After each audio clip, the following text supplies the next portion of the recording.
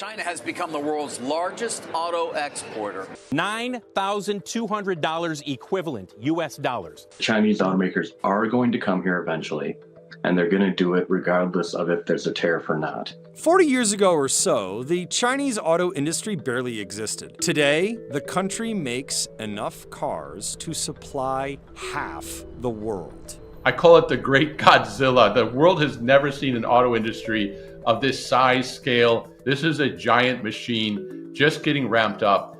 And it has its eyes on the United States, which, thanks to China's rise, is now the second largest car market on the planet.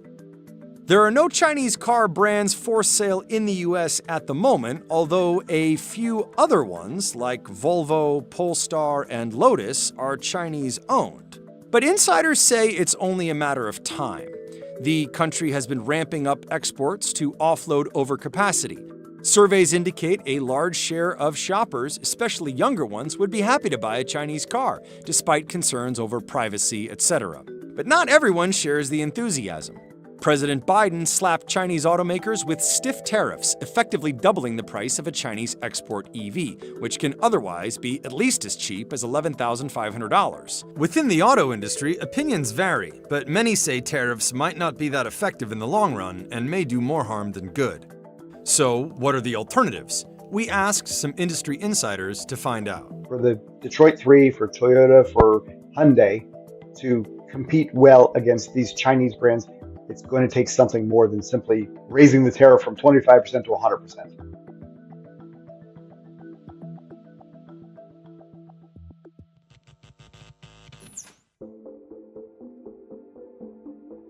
I'm not exaggerating when I say what China, the challenge that China is presenting the world, including the United States, is unprecedented. You know, in the case of the Japanese and Koreans, when they came into the United States, we were able to persuade, maybe coerce a little bit. Hey, if you want to sell here, you have to build your transplant here, but they could own it. And they were our allies, and ultimately they were more dependent on us than we were on them. They were more. In China's case, we don't have that kind of leverage with them.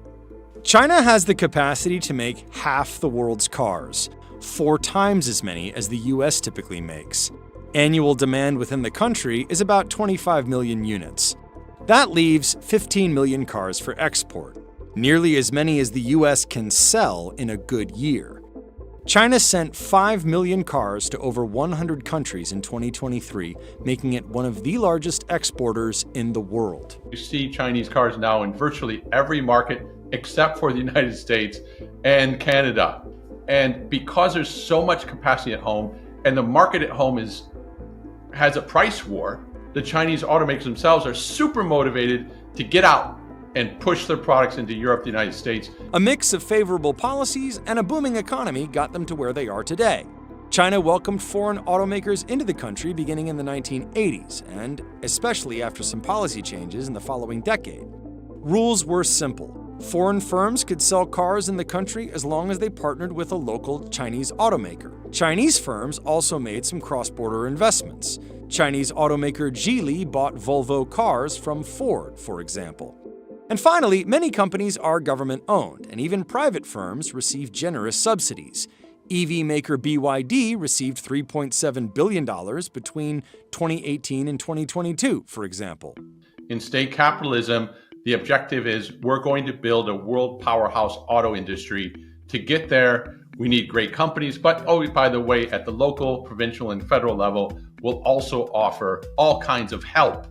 So the Western automakers look at that and say, how in the world do we compete? But Chinese companies have also built strong products. When they came to the Detroit Auto Show 15 years ago, their cars were not competitive. You could see the quality issues with those vehicles as you sat in them, as you played around with them. Now, those cars are much higher quality. They are very competitive once they hit the ground. And they pay attention to all the configuration of every seat in the car, not just the driver's cockpit. That's what I think obsoletes the traditionally designed and styled vehicle. Bill Russo, a former Chrysler executive, says the Chinese have been extremely successful in developing new business models based around software and services. Many recent entrants have backgrounds in technology, electronics, and mobile devices markets. When the iPhone came, the Nokia products went away quickly. That's what's happening in China now in the car business. American consumers are also receptive to Chinese cars. Nearly half of respondents in a recent survey said they are familiar with Chinese vehicle brands, and 76% under the age of 40 said they would consider buying a Chinese car. Consideration then declined significantly among older consumers.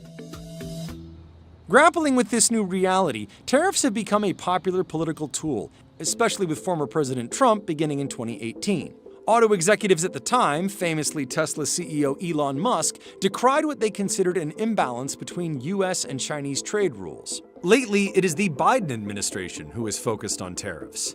First and foremost, EVs. Tariffs on them will increase from 25% to 100% in 2024. The administration says China's extensive subsidies and non-market practices have led to substantial risks of overcapacity. Chinese EV exports grew 70% from 2022 to 2023. They're also raising tariffs on an array of materials used in car making: lithium-ion batteries, graphite, magnets, steel, aluminum, and semiconductors. China controls more than 80% of certain segments of the EV battery supply chain, the administration said. That leaves US supply chains vulnerable and risks national security and clean energy goals. Some politicians are pushing for even harder restrictions. The industry's response is mixed. Labor leaders are in support for obvious reasons. So is the Alliance for Automotive Innovation, the auto industry's major trade association. Tesla CEO Elon Musk criticized the tariffs, but even he had said earlier in 2024 that without trade barriers, most Western automakers would be demolished by Chinese competition. They can sell EVs cheaper than the cheapest fuel-burning cars, and according to some, are way ahead of competition in software and tech. But Russo is skeptical of tariffs. The Trump-era trade war may have been a missile aimed at Beijing, but it landed squarely on Detroit, he once wrote. Two things happened. First, the trade war drove up the costs of a lot of parts American automakers sourced from China or elsewhere. GM and Ford both reported that the Trump tariffs in 2018 saddled them each with an additional $1 billion in steel and aluminum costs. Secondly, it likely accelerated the globalization of Chinese companies looking to circumvent trade rules by making investments beyond their own borders. They're building factories in Mexico. They're building factories all over the world: Africa, Middle East, Eastern Europe, Western Europe, Southeast Asia. There's never been a bigger effort by China to de-China-ize its supply chain than right now. If elected, Donald Trump pledged to place a 100% duty on any car made in Mexico by a Chinese company.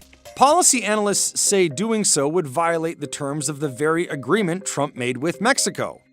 It might also cause further friction with the country, which in 2023 became the US's largest trading partner. In any event, executives like Russo argue that these measures are delaying the inevitable.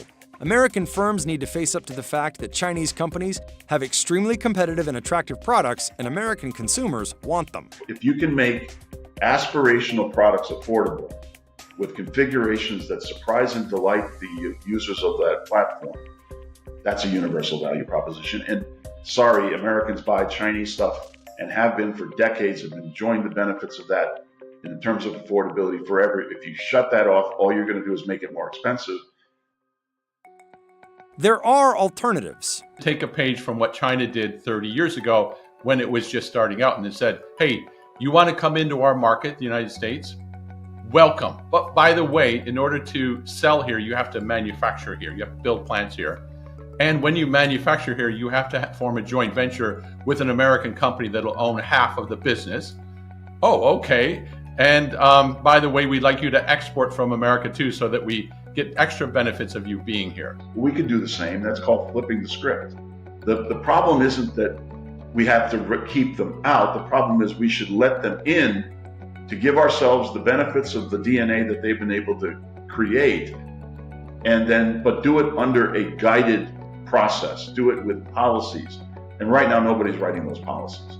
Nobody's writing policies that allow some of the benefits of globalization and scale and product configurations and technologies to flow back to the Western world. And that's going to really weaken it's not going to help the industry. It's going to weaken the industry if we don't allow that to happen. And even though there are no Chinese branded cars for sale in the US yet, more than 100 Chinese-owned automotive companies have a presence in the United States already. They are concentrated in Detroit and Silicon Valley, and there are Chinese auto suppliers scattered across 30 US states.